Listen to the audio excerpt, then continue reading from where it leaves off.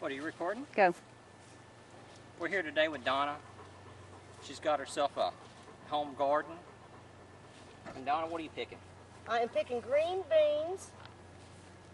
They are, I can't remember the name of them, but they're suited for this area and this ground type. Okay. We also have 4 rows of corn that has got some nice firm ears on them.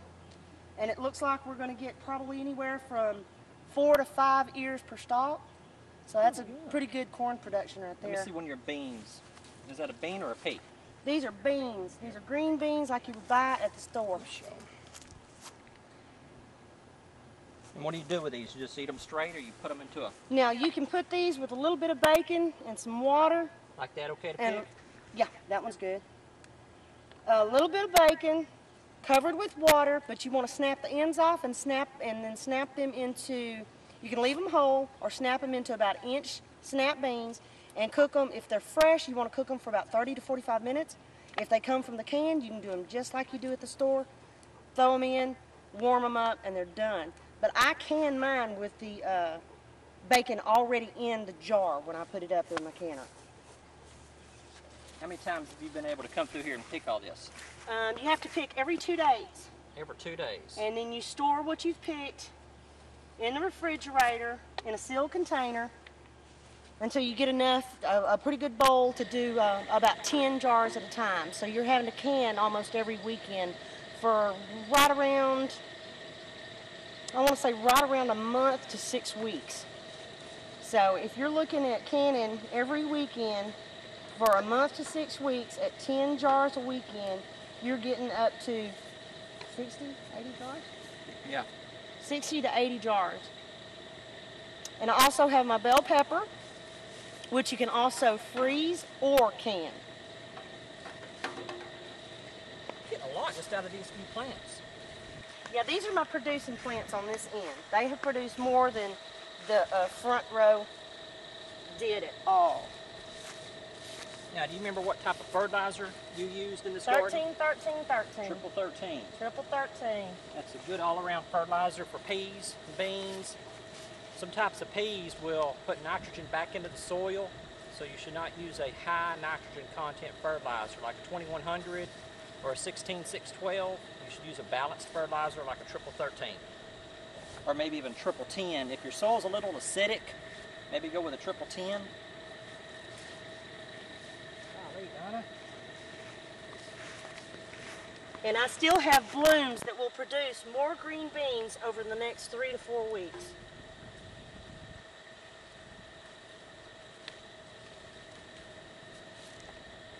And if you live out in the country like I do and you have an issue with deer, my husband and I on the other side of the corn planted a buffer row of green beans.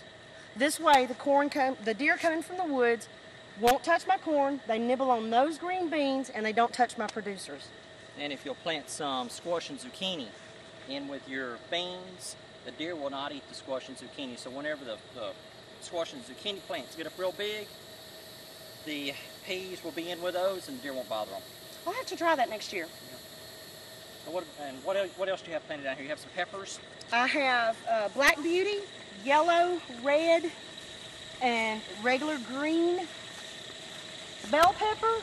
On the other end, I have 4 plants of banana pepper, which is not a hot pepper. And then I have my cherry tomato plants because my mother had planted the regular tomatoes. So I went with the cherry tomatoes over here. You just got all kind of beans in here. Some of them. Well, like in the middle, like that one there, I'll wait 2 days to pick that one. Okay.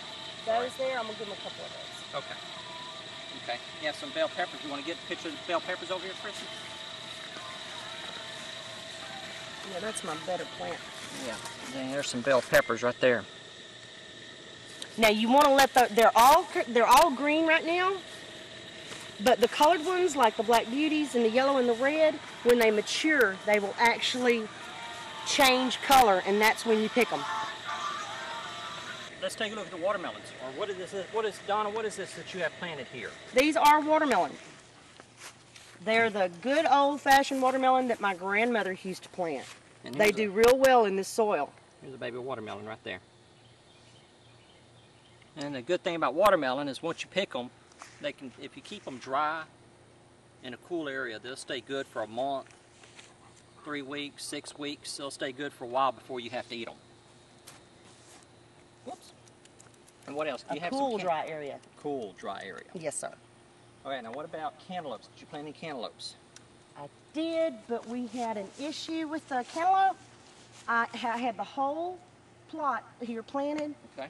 And because we couldn't get the really good seed because they were sold out, we had to go with the second best, and they just weren't for this soil. So I ended up with only 3 plants.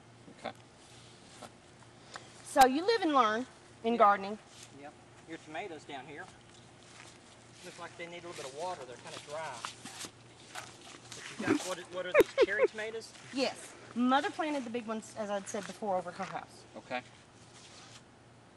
So we did a small production this year just to test it out, but we will be doing a larger version going on further down this way next year. Okay. And over, because we have found that the acidic droppings from the pine trees has affected my potatoes and some of my... The pine straw has a tannic acid in it. You should never use pine straw in your garden or mulch around your plants because the acid off the pine straw it affects the plants. It's acidic and it bothers the plants. That would be why grass doesn't grow. Too good underneath the pine tree. Correct. Yep. Yep. Okay, Donna. Thank you for your time. So we putting this on the computer? Yes. I knew it. I knew it. You guys act like you could be on Food Network, and in case you were wondering what Donna was kicking, she was kicking the beer cans out of the way. She did not. She might add a little bit of beer to the vegetables to make them produce faster. Beer and watermelon go together. Yeah, beer and watermelon goes together. Sign out. All right, thanks for your time. Have a great day.